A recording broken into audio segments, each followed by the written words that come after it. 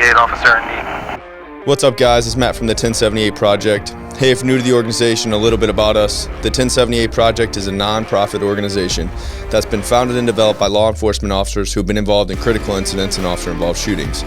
Our goal at the 1078 Project is to provide mental, spiritual, and practical support to law enforcement officers as they navigate the difficult times surrounding an officer-involved shooting. With that being said, let's dive into today's episode, and I'll see you on the other side, boys. What's up, guys? Welcome back to the 1078 Project podcast. Today's guest is an entrepreneur. He's a 30-year police veteran. He has a master's degree from Boston University. He specializes in police tactics and PTSD and plant-based medicines. He's a former Atlanta police officer and a New York area police officer. Today's guest is Michael Morgan.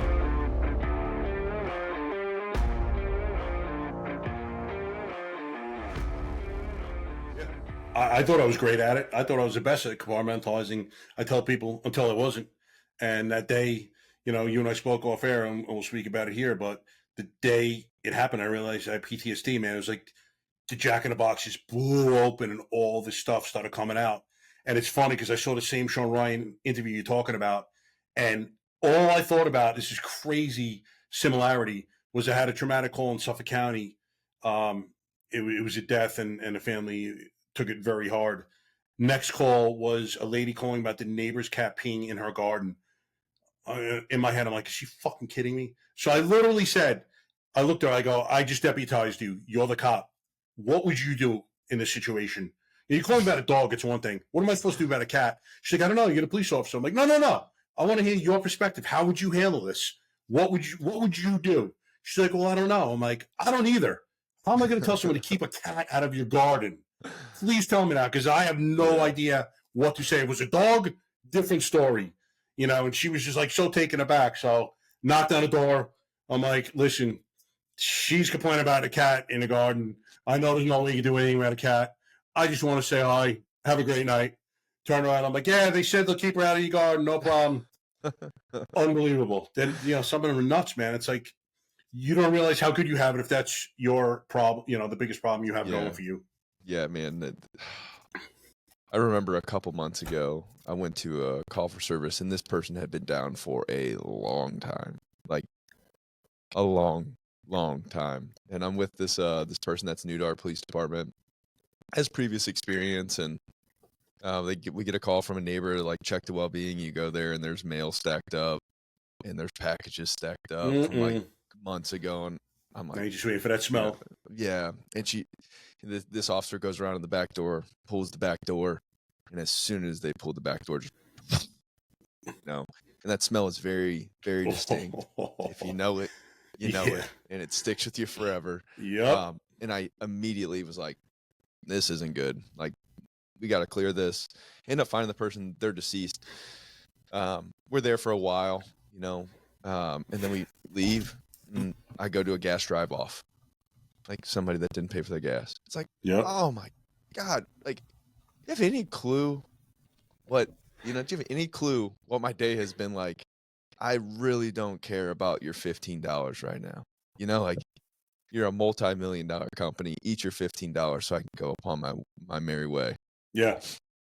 Yeah, you want to hear, here's a funny story. It's not traumatic, but my father had Alzheimer's, so my mom had to go to the dentist one day, and he's going with her. And she lets him talk her into driving, so she gives him the keys. So now I'm just starting my tour, 3 to 11.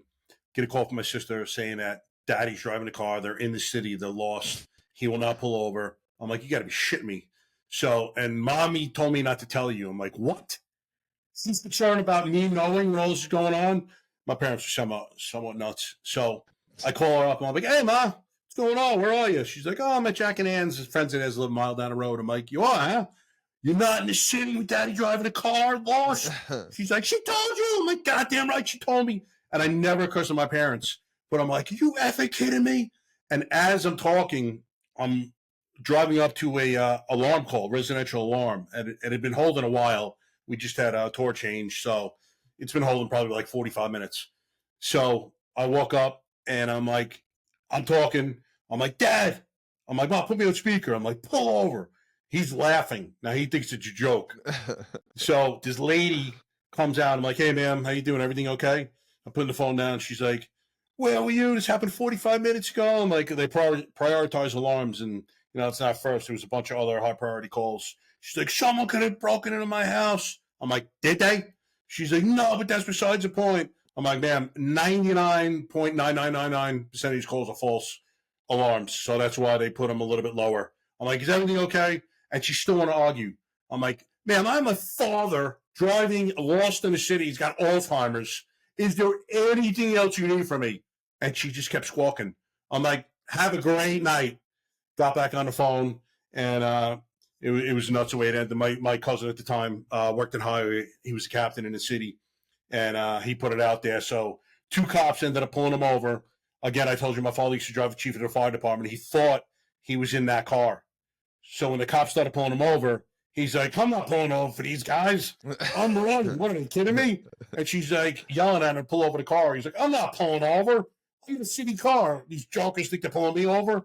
And he ends up pulling over like 6 blocks down the street. Finally got him out of the car, thank God. But yeah, it was a crazy story.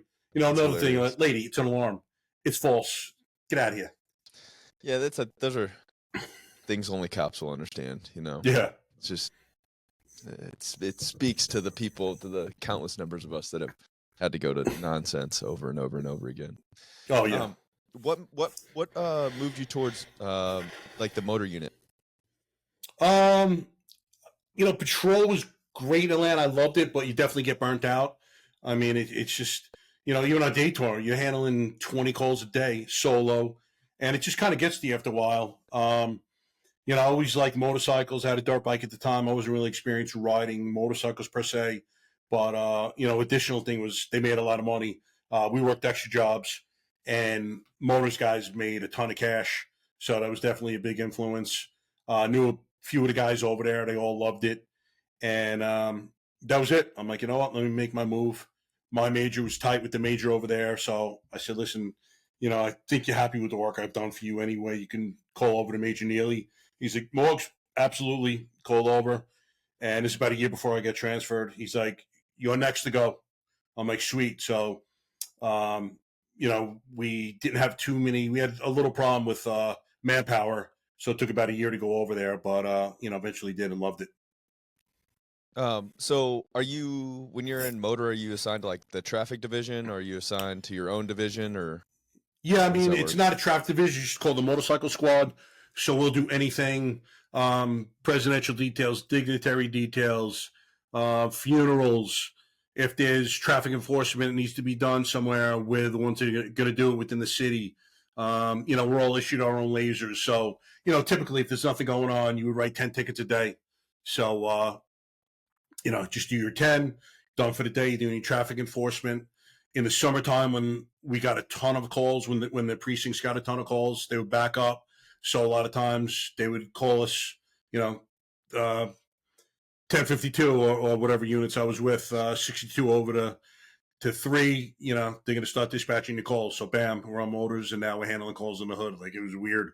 Yeah. You feel so unprotected rolling up on a motorcycle through the hood. But that's the reason why I've never been interested in it, man. Is like you have zero protection at all, like none whatsoever. Like somebody wants to kill you, they just run you over. It's like, man, they can. Unfortunately, 3 Palm Beach County sheriffs down here just lost their lives last month. They were doing traffic. One of their motorcycles broke down, so they were on the shoulder waiting for a tow. Some lady, of course, traffic sees them, they're slowing down. Some lady not paying attention, slows down. She goes to go around it, hits the shoulder, kills 3 of them. So, potential's there. And on the wall of officer deaths in Atlanta, the predominant amount of them were motorcycle cops. Yeah. And even crazy is like, we used to get pursuits on bikes. We get done. I'm like, that's insane, man. I mean, I loved it. The adrenaline rush cannot be described, but it was insane. Oh my! To be pursued on a bike. I cannot imagine that. I can't believe they let us do it, to be honest with you. Me either. I honestly can't. I'm like thinking to myself, you don't have dogs, but you let people chase people on motorcycles? Like, that doesn't make unbelievable. We roll up. If they were bailing out of a car, we dump the bike. Foot chases on after that. Like, you can't take the zone 3 out of me. Like, some of us, some of the guys came from better areas and they weren't used to that. other of us, work these hard Yeah. areas, and we had no problem still getting down if we had to. Is that where you spent the majority of the rest of your time in Atlanta's in the motor unit? Yeah, that was my last five, and then in October of '93, I was hired by Suffolk County Police Department in New York, so I moved back to New York. So your total time at Atlanta was like almost 10 years? Just a little over Okay. 10, 3 months, 10 or 4 months. Yeah, 10 to 3 months. Ooh, that's a long time to be in a major metropolitan area. You don't really see that too often, especially now. You really don't see that too often. Most of the time, guys go down there, spend a couple years, and then roll out, go somewhere else. Yeah, I actually did not plan on being there that long. I didn't think it would take that long. But like for instance, Suffolk County, I took their test in '97, got 100. I was waiting to get called, and then they had a couple of lawsuits, racial discrimination lawsuits as far as the test being unfair. So that held me up literally. Um, I guess they started hiring that 98 off the list, so I got held up 5 years. So I actually thought I was going to spend 5 years there. To be honest with you, it turned into 10. But it was good. I enjoyed my time. Actually started a police fire hockey team down there. Oh, That that's ended up cool. becoming a 501c. Raised a bunch of money for charities. We hosted FDNY in April '02 after 9/11. Their manager said, and with all the traveling they've ever done, he's like, "That's the best weekend we've ever had." Raised 25,000 for the Widows and Children's Fund. We played at Phillips Arena after the Thrashers played. I think like 8,000 people stayed to The watch. Thrashers. Oh man. Yeah, Atlanta Thrashers. So Yeah. it was nuts. I was doing radio interviews, TV interviews. There was a camera crew following me that night. No Like it was way. unbelievable. It was one of the best weekends of my life. Let's talk about that for a second. So you went to college to play hockey, right? Not to play hockey, but yeah, I played hockey in college. Okay. How do you think going from high level sports and then bouncing over to law enforcement, uh, was that beneficial? Yeah, I think it's a natural progression. If you get athletes, Atlanta, we had some ex NFL players. I think it just translates well. If you're athletic, you're in shape. Um, Especially in Atlanta, the place is so active. You're constantly chasing foot chases, car chases, and truth be told, athletic guys I think are more comfortable if they have to get down as opposed to someone that's played video games their whole life. I don't know. It's just a different mindset. Yeah. Most of them are more in shape. They take going to the gym more seriously. Just really, just an entire different mindset that someone that doesn't or hasn't grown up playing sports. What was your goal with going back? Was that your whole goal was just to go back home, or was there something that Uh drew you back? Or yeah. Be honest with you, the salary Suffolk County is usually the highest paid department in the nation. So really? salary wise, I thought I was going to be living like a king. Although housing prices in the 2 years from when I got my letter to when I got hired, the housing prices have probably gone up about a couple of 100,000 each year.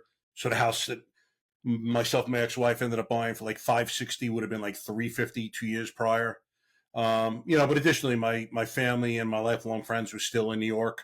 So, as much as my family relationship wasn't that great, I guess I thought I could make it better by going back. So, it was a big draw to me too. Did you get married while you were in Atlanta? No, got married a year after coming back. We Okay. got married, beach wedding in the Bahamas, and then had a reception in Atlanta. And we were already living in Suffolk. Excuse me. I was living in Suffolk. She had moved after we got married. Okay. So you met her in Atlanta. Yes. Okay. Um, yeah, that's like one of the things that we touch on big is with our organization is like the home leads into work pretty significantly. If the home life's not right, the work life's likely not right. My wife has started like a wives group that they get together and they can yell and talk about how terrible our job is and how much we suck and our schedule sucks. So they don't have to do it to us. Speak to that. What was it like going from a non-married cop to a married cop, and how did it affect your relationship? I mean, it's tough for any spouse, especially we're working. So I'm working 3 to 11 tours, which is not the norm. Everyone else is kind of getting home from work essentially when I'm going to work.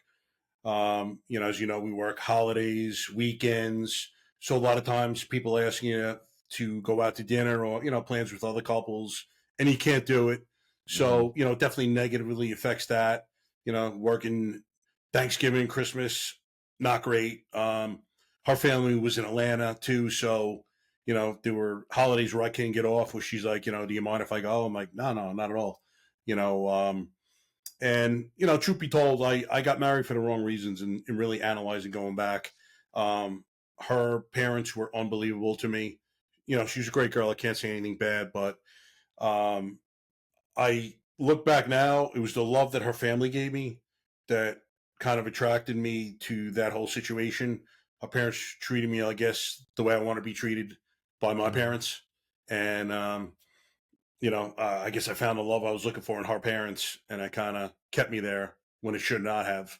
So it was unfair to her, and during the course of my marriage, I was pretty unhappy. My family was not getting along with her, vice versa. I was trying to make everyone happy. No one was happy. And I ended up getting into an opioid habit. I'd been prescribed this medicine called Tramadol for years for back pain. Always took it as prescribed. But when this started going on, I realized that it kind of dulled the pain. And I remember running out of my script one time. And at the time, it was not a controlled substance, so you could order online. Yeah. So I'd go through my I doctor, and if I still ran don't out, think it is either. no, it is now. Yeah, it Oh, became in okay. like 2012. So, I remember running out one time and I'm like, man, do I kind of stay happy for the next month or do I, not take these things? And I'm like, no, I'm going to take them. And eventually I knew that I was addicted to them. And I ended up having, I was taking way more than I should have been. Um, I ended up having a bunch of seizures over like a 3-year period. No So way. I've definitely affected myself cognitively. I used to be a lot sharper, a lot quicker with the wit. So I know I've done permanent things to my mind, and I regret that so much, but can't go back. Um, Did anybody know? no, no one knew except for my wife. She would see these pills coming in FedEx, and for a while she wouldn't even look at them. And then after a while, she's like, "Why are you getting these pills?" And to be honest with you, I forgot the excuse I would make, but she knew the seizures were obviously a sign that I was taking way too many. And after my last seizure, it was a Sunday night. She was we were watching TV. I seized up, and she ran across, got the neighbors. They came over, and I said, "Excuse me, can I just talk to my wife?" So I'm like, "I have a problem." I'm like, "I need help," and that was it. I wanted to do outpatient rehab. I was actually in line to do the injury at the time of the back injury, so work didn't know. Timing just worked out perfectly, and her uncle was good friends with someone that owned the rehab place. So the next day, well, she called my cousin at night. He came over at midnight. He didn't know, so I had to tell him. And the next morning, all three of us went to my parents' house. That was great. I still remember walking through that door. You talk about humiliating. Had to tell my parents I was addicted to painkillers. And the funny thing is, I've been anti-drug. I've never done another drug in my life except smoke weed in high school. Hmm. Fervently anti-drug.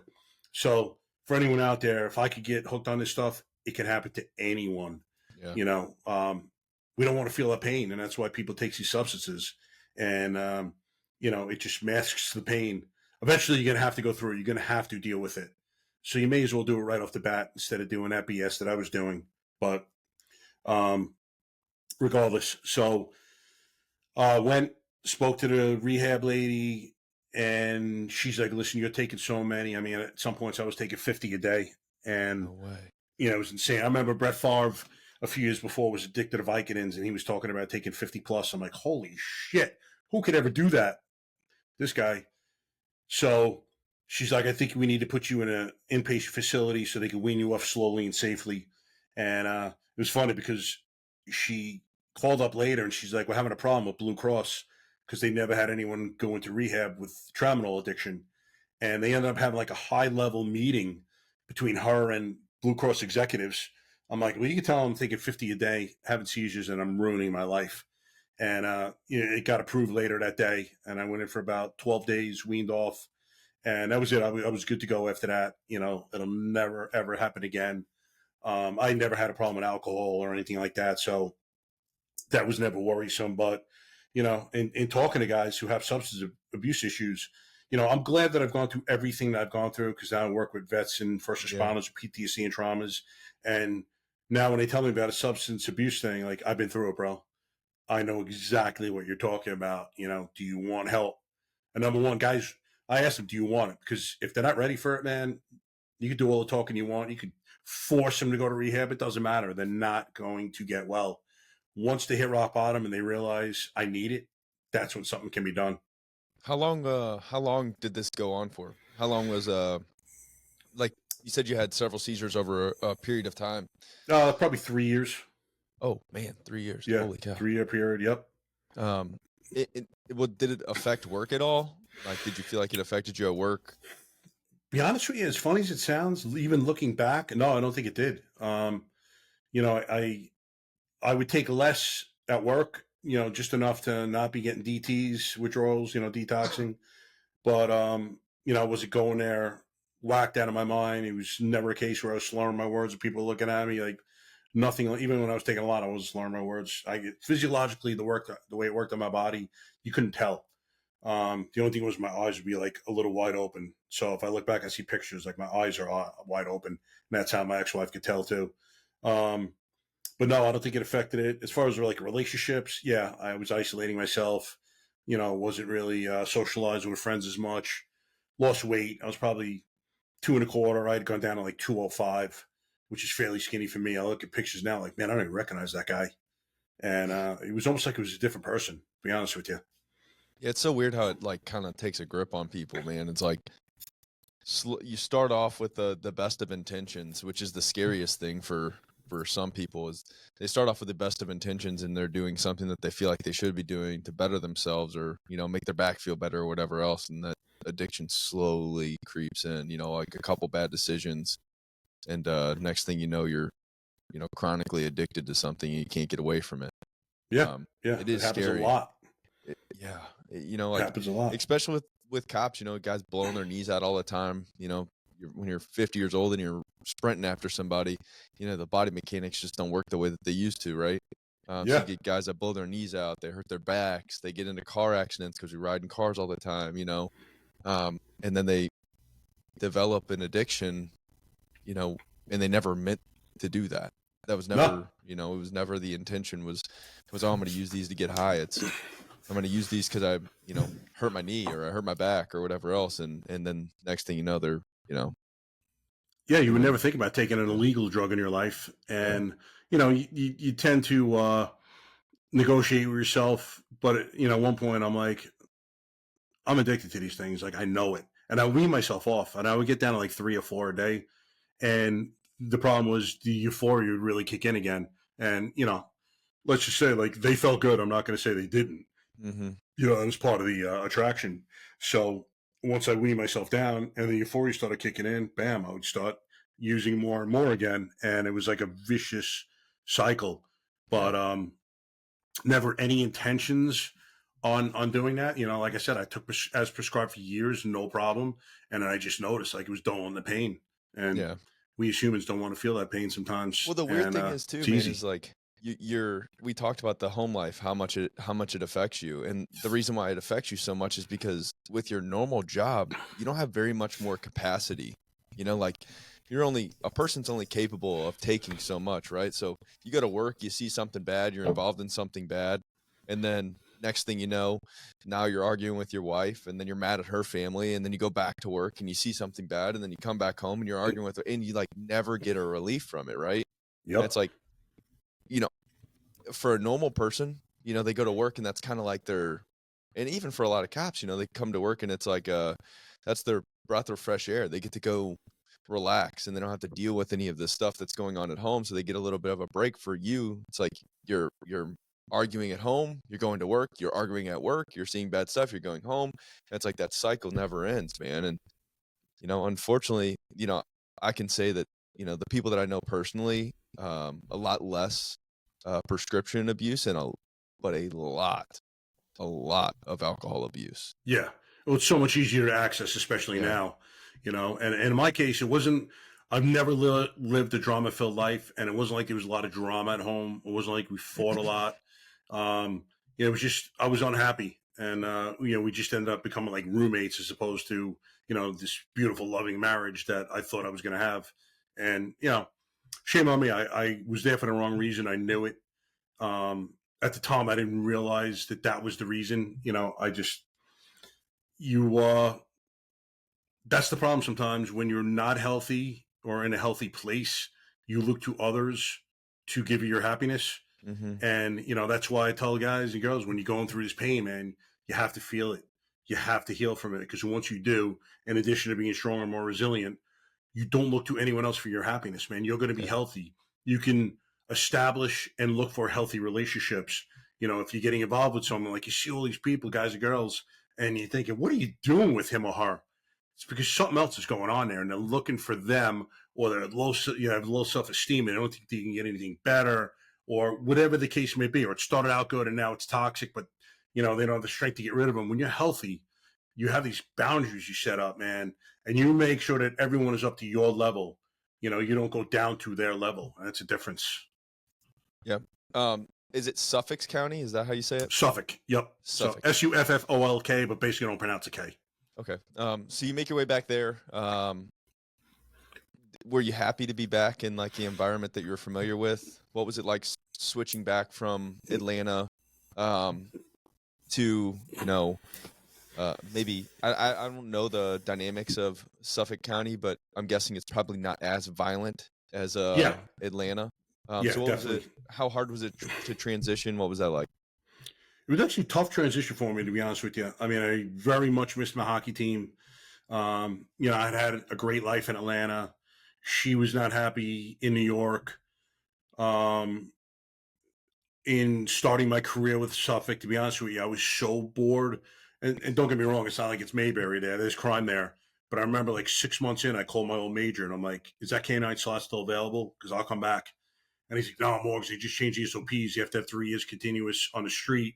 You had a break in service. I'm like, so 10 and change don't count. I have to start from zero in that respect. He's like, yeah, you'd have to be on the street for 3 and change before you went to a specialized unit. I'm like, all right, there's no way I'm coming back then for that. And yeah, I was, to answer your question, I was not that happy, to be honest with you. You just hop right back on patrol, I'm guessing. Yes. What were your goals? What did you want to do? To be honest with you, I want to go to the K9. That was my eventual goal. Gang, It's baby. crazy the way it. I'm sorry. I said gang, baby. Yeah, exactly. It's crazy the way it happened, because at the time, my ex-wife's uncle was best friends with the neighboring department, Nassau County Police Department, the assistant commissioner. So about a year in, he calls me up. He's like, I'm about to retire. Do you want me to make a phone call for you?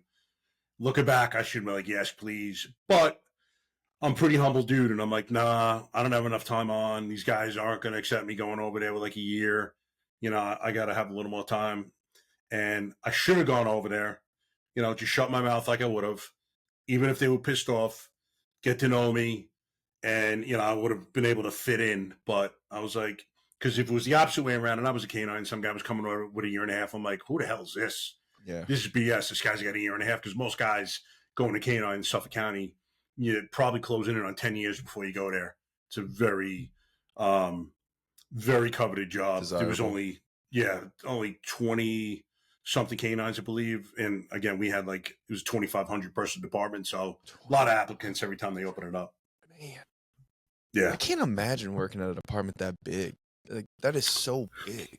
2,500. It's like if I had to guess, it's probably almost like it's broken down into like 6 or 7 different police departments. Yeah, essentially it is. We had 6 precincts when I first started, but shortly thereafter they made a 7th. And yeah, it's funny. Like, each of them had their own way of doing things. So essentially, you're right in that respect. And every precinct had its own detective squad. So you're essentially like this enclosed unit per precinct. I mean, that's the way it was. But it's so funny you say like big departments, because my reference was always NYPD. So everyone else was so much smaller than that. I never thought about it being large. Yeah, NYPD is an outlier for sure. It's gigantic. Oh yeah, I don't even know how they manage 40. I don't even know how they do it. I don't know. It's nuts. How there's not so much oversight. And maybe there is. I don't know. I don't. Oh, there is. Obviously. Yeah, there is. They can't do a thing. It's ridiculous, to be honest with you. Like, if you have an arrest in New York City, you have to call over a sergeant, and he's got to prove it.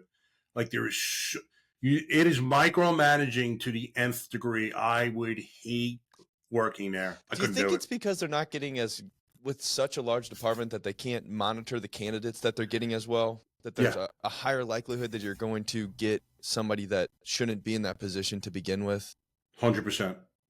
But then it filters down to you and I, who are great at our jobs, who are pretty intelligent and cerebrally, we're not getting challenged. I mean, it's fairly easy to us, and you're almost treated like a little kid in that job.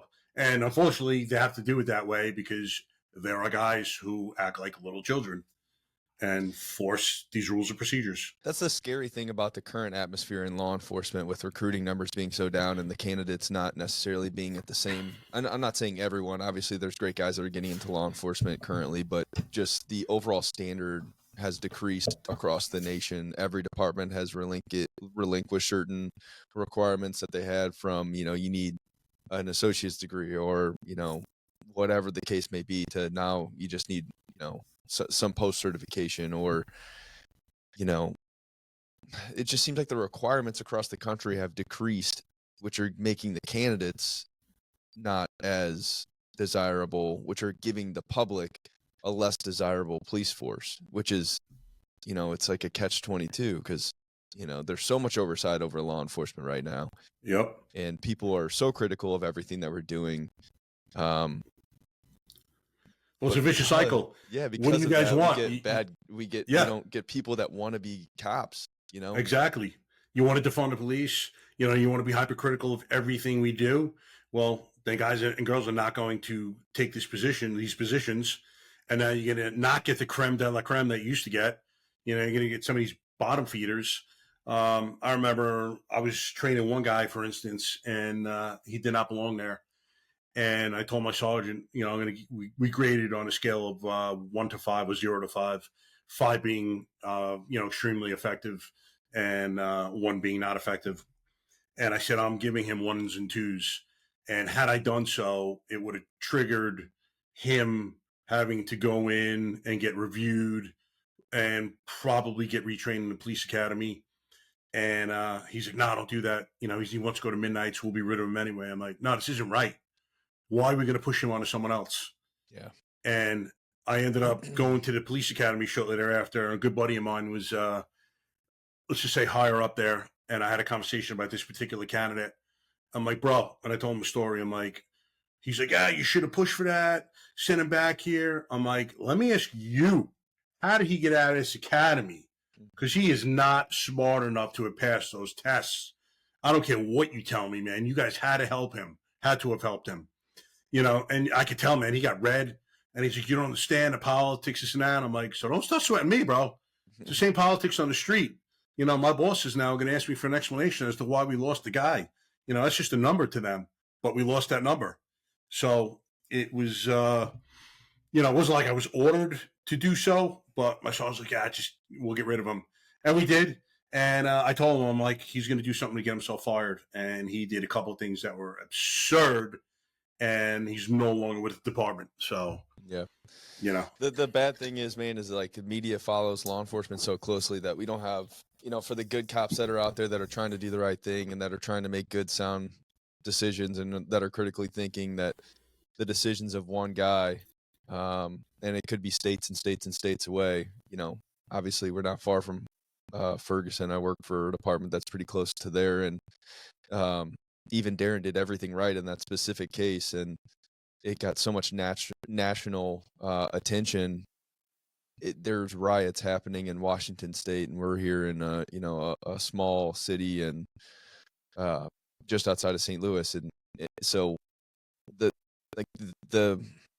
standard can't be dropped. Unfortunately, I know why departments are doing it. I know that we need people. I know that they need cops on the street, but that one dude that makes a mistake, sends law enforcement into a tailspin for the next, 5 years, so. Yeah, it's the absolute truth. And, watching some of these videos now, because everything's videoed, I'll be watching videos on YouTube, and I'll tell you, the arrogance that a lot of these kids, not just kids, these cops possess these days, especially knowing that you're recorded, blows me away.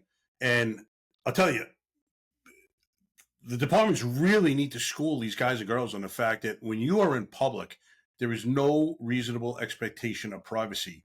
People can record you all Yeah, day long. yeah, Don't approach them. Go head to head. Listen, man. So even if you get a complaint, just go up like, "Hey, bro, I know you just recording. Everything's cool. Someone complained. I just had to make sure everything was all right. Enjoy." Or someone pops the phone out. I'd be like, "Hey, bro, make sure you get my good side. I don't know what it is, but get it." It just takes their power away from them. And then yeah, they're going further, demanding ID. Like, you have no reasonable suspicion that they committed a crime or about to have committed a yeah. crime or are about to. And it's the only way you can ask for ID, unless you have probable cause for something else. Just You can't getting just start goaded in, demanding man. ID to people. Just And getting goaded in. yeah, like I can't believe no one's teaching these guys and girls better. I You think look they are. foolish. I think they are. I just think emotions get the best of everyone, and people make bad decisions whenever they, And here's the problem too: is this is this is Matt Ferkovich's world, obviously, but why are police responding to non-criminal things? Why are the police responding to things that don't have a criminal element? You're only putting yourself in a position for an encounter that you don't want to have, because you can't force people to identify themselves, and you have no say because there is no criminal violation, and you're going to feel the need or feel like you could tell them to do something even though you can't, because there is no detention, and there is no reasonable suspicion that a crime is happening. So you keep putting these cops in these environments where they're trying to enforce civil things. They're not enforcing criminal law. And why are we doing that? Like, this isn't criminal. They shouldn't be dispatched to it. In terms of, like, give me a for instance as far as not criminal. It's like somebody's videotaping in a park. Well, everybody knows that there's no criminal element to that. Like, Yeah, I think most of these calls will add on suspicious things like they're videotaping children. yeah, I get that for sure. But even if they are videotaping children, it's still not criminal. I know there's nothing you can do about it. As weird as it is, it's still not criminal, and there's nothing that that law enforcement can do. If he voluntarily gives me his ID, cool, But I think that's something that the public misses, right? But like, as law enforcement, we should recognize and realize that we don't need to keep putting our guys in these environments to go deal with people that are, auditing the First Amendment. And you get these, like you said, untrained or just hot-headed policemen that try and force their will on people. And like, listen, number one, that's not our job. Our job's not here to force our will on people unless there's some type of criminal incident. And number two, this is a losing battle. You're still going to look stupid. They're going to put it on YouTube, whether you're right, wrong, or indifferent. You're still going to look dumb. It's going to make all of us look dumb. That's my take on it. Like, why are we even putting ourselves in those positions? Yeah, I mean, it's a tough call. Sometimes, a lot of times you're going into something that is unwinnable, but just know that. So start out, down here as far as you could go, have a decent attitude. Even if, learn 25 ways to say, go F yourself without saying go F yourself. You know what I mean? Like, I would get guys videotaping and they'd be talking smack. Like, bro, you're recording. Like, you're recording me. If you put the phone down, I respect you more. But come on, you tell me the type of guy you are right now, but just recording. You think a hard dude is going to be sitting there recording with a phone? No, man, a hard dude's going to put that in the pocket. If we got to handle business, we got to handle business. But, I would never call you a punk by any stretch of the imagination. So now he doesn't have me on camera calling him a punk, but I'm essentially calling him a punk. You could use your verbal judo in those respects, but I totally understand what you're saying. Like, you're in unwinnable situations, but, it's incumbent upon these guys to realize that. Yeah. You can't go, and a lot of them will threaten arrest. Don't ever threaten something you cannot do, because when it comes to that point of committing to it and you cannot, you've weakened your position so significantly that they will never relinquish that upper hand they have in you then. And your ego is going to take such a hit at that point to put it away. That ego is a powerful thing, man, and it can become very dangerous in our profession. People make bad decisions when ego gets involved. It can get you killed. It's gotten guys killed, that ego. So, how long total were you at Suffolk? I was at 19 years until I got medically retired. 19 years. Okay. So you go back on patrol. Obviously, it's not Atlanta. how was your patrol experience there? And then after you were on patrol, what was your next step in your career progression? Patrol was good. I mean, I stayed on patrol most of pretty much my career there. Went to an anti-crime team for a few months. They had a special detail, which was great. So we were doing plainclothes work, just street level narcotics. We were kind of working our way up, just doing street busts. Um, That sounds awesome.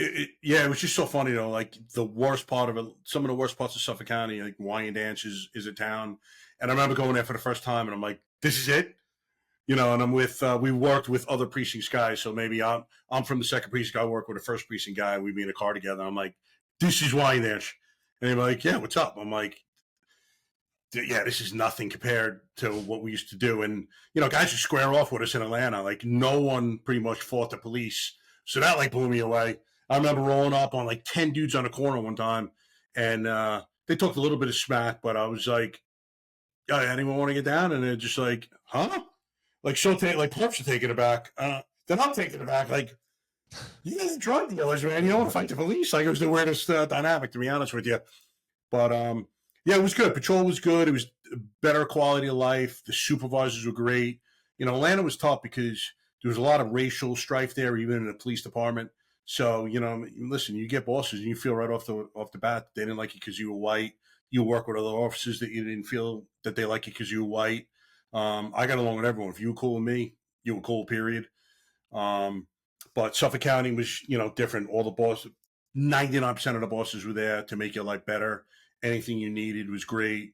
The pay was fantastic. It was good working in a nice area. I was used to turning the corner and everyone saw me would spit on the ground or after police. It's so funny. I remember on field training, people waving. I'm like, did they even say hi to us? And my FDO was like laughing. He's like, yeah, I'm like, dude, I'm used to everyone spitting on the ground, giving us the like. It was a different world. I literally had to get. It took me a while to kind of decompress. I was always tactically sound, but the deal. It's a different world when you're in this city environment where it's hardcore, and now I'm going to a little more of a suburban environment where people actually like the police. It's crazy as it may sound. Yeah, that's kind of the best of both worlds for me. Like when I was task forced, I obviously went down to North St. Louis County and St. Louis City to do these search warrants, but then I got to go back to where I work, which is like the suburb of St. Louis, which is a nice area. People like you, people wave to you. So it's like I got the best of both worlds. I got to go have fun and do my thing and feel like I could be the real police in certain encounters and incidents, and then go back, to Yep. my nicer area, which there are rough parts of where I work, obviously, like any other place in the world, but overall it's a, relatively safe place, and, the police department is proactive, and the public wants the police department to be proactive, which I think is a Yep. difference that a lot of inner city cops never really experience. Is, you know, our people want us to catch bad guys, if that makes Yeah. sense. They want you to Yeah. be out there. They want you to stop cars. They want you to catch bad guys, that's not, Different dynamic yeah, than you that's used to not in the what you're city. getting in the city. They Yeah. don't, they just want you to leave. They want you Exactly. to leave so everything can go back to normal when you're off Yep. the street. Um, You have to get used to that dynamic. It's different. Even just going out getting food. I used to bring my food like 90% of the time. I just didn't trust people making my food in uniform. So, if I would go to restaurants where I could see them making it, or if I called in, I would just say, Mike, you're not saying, I had rookies be like, yeah, second precinct. I'm like, don't tell them that, man. Just say your name. You yeah, don't want people knowing you're a cop. I mean, multiple times I've been in arrest scenes where people work for restaurants and they're like, oh oh, yeah, you're spitting your food, da da da da. yeah. So, and I know it's happened. There's like Fuck, a it happened to list. me. There's like a Yeah, list of places that we don't go. Like, we yeah, can't go to Chipotle anymore. yep, That one's burned. Like, exactly. don't go to Chipotle until that guy doesn't work there anymore. Yeah, you don't Um, want that special sauce. so how did you come around to the injuries? Was it the incident with the lady? So I've had back problems on and off, literally since I'm like 19 years old. I remember I was deadlifting one day and hurt my back. So periodically I'd have I injured my back, and then on duty I had one lifting a guy one time. Um, think I got in a roll around another time. So I'd be out for a couple of months healing. You know, you do PT, just get back in the game after that. But, you know, this particular one where I heard it, helping her up the stairs or knocking her up the stairs, essentially. As soon as I did it, I'm like, man, this one is not good. And I didn't scream or anything. I went down outside, me and a rookie. I'm like, yeah, I have to go to the hospital. Just blew my back out. He's like, what? I'm like, I can't even walk. So I'll call my sergeant. He met me down. Huntington Hospital's a hospital. They basically just see you. They don't give you an MRI or anything like that. You know, you get your paperwork. Go and started seeing, I'd seen a neurosurgeon prior for my other injuries. Went back to him. His name's Sal Palumbo, West Islip. One of the best doctors ever. Just incredible neurosurgeon. So very conservative. Tried conservative treatments for the first 6 months.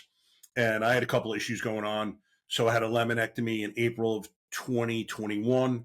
I'm a dumb cop. What's that? It's actually, this one was minimal surgery. It was, I was an outpatient. So on this one, he was cutting away some of my disc material that was impinging on a nerve. You know, the whole surgery wasn't that bad. But there was an underlying issue that he said was not going to be solved with that. And that was the erosion of my disc.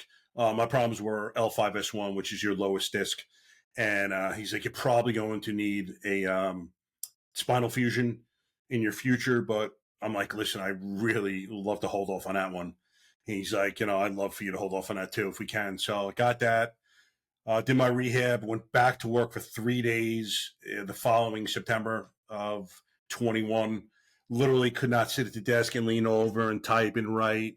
And went to my CO, great guy. I'm like, Inspector, this is what's going on. I'm like, you know, I'm not a punk. I'd rather be on the street than sitting on the desk, first of all. But I think I'm going to have to get the second surgery. So, again, we tried more conservative treatments, seafood work, epidurals, nerve ablations, you know, burning my nerves away, and still was not taking care of this pain. And I ended up having a spinal fusion in April of 22. So at this point, going into the rehab, that August I turned 54. So the police surgeon told me, he's like, we're not going to put you on the street again. You're 54 with a spinal fusion. And, you know, I put my paperwork in. So I got retired that October of 22. Now, in those 2 years, I'm not allowed to work. I'm not allowed to volunteer. I'm not allowed to go to the gym. They have a unit that follows you and videotapes you. So if they catch you going in your car too smoothly, they'll present that as evidence. Like, see, this guy's not injured. Even though you have all those confirmed surgeries, MRIs, detailing all the problems I had going on. But, you know, you have to play the game. But, you know, I was going nuts in the house. So I built a gym in my house. So at least I was able to train. And we had the Guide Dog Foundation of America that was about 2 miles from my house. So I actually asked my attorney if he would ask them if I could volunteer, just answering phones, just get out of the house, do something. Yeah. You know, it was very, I always needed things to do. I was just a purpose-driven individual, and I had none at that point. And he's like, nope, can't do it. All right. So this is 2 years now, and now these feelings are starting to creep in of anger, maybe depression, and something's going on, but I'm not really able to process the exact origination. So once I get retired, I still have to go through a workers' comp case. That took another year. Same rules, can't work, volunteering, gym, nothing. That finally gets settled. And again, just more of the same. So I'm very self-aware. I know I'm not feeling myself, but again, I'm not sure exactly why. And it wasn't until about 6 months after that workers' comp case got done that I'm watching a Sean Ryan podcast. It was a spring day. I still remember I'm setting up my iPad. I want to watch this podcast. Sean is interviewing a man named Eddie Penny. He's a former Navy SEAL Team 6 guy. And during the podcast, Eddie's recounting the story of the Extortion 17 incident in which a Chinook was shot down in Afghanistan, which killed 38 people aboard, including, 17 SEALs, and one of which was Eddie's best friend, Jason Workman. And Eddie is visibly upset at recounting his story, rightly so. And I don't know what it was. I think subconsciously, man, it was this warrior telling his story that told me it was okay to cry, because I certainly didn't feel emotion that well, and I definitely wasn't able. I was incapable of showing it, and thought it was total weakness. and I just lost it. At the same time, a call that I had 5 years earlier of a 2-year-old found floating in a pool came up. This beautiful girl called Dana, and I lost it. I'm crying like a baby, and again, my first reaction, I look in the house to make sure my wife's not home because I was so embarrassed about being crying at this point, and that's how emotionally closed I was. But I realized as this is happening, and now more calls are starting to pop in my head that I buried and buried and buried, compartmentalized, whatever you want to call it, and I'm like, literally, like, snap the finger. I'm like, man, I have PTSD, and I was always under the false impression that it only occurred when you saw your brother or sister next to you getting killed. But no, mine, looking back, was being involved in the most devastatingly intimate moments of other people's lives, like seeing their lives change in a second. And sometimes I was there to deliver that news.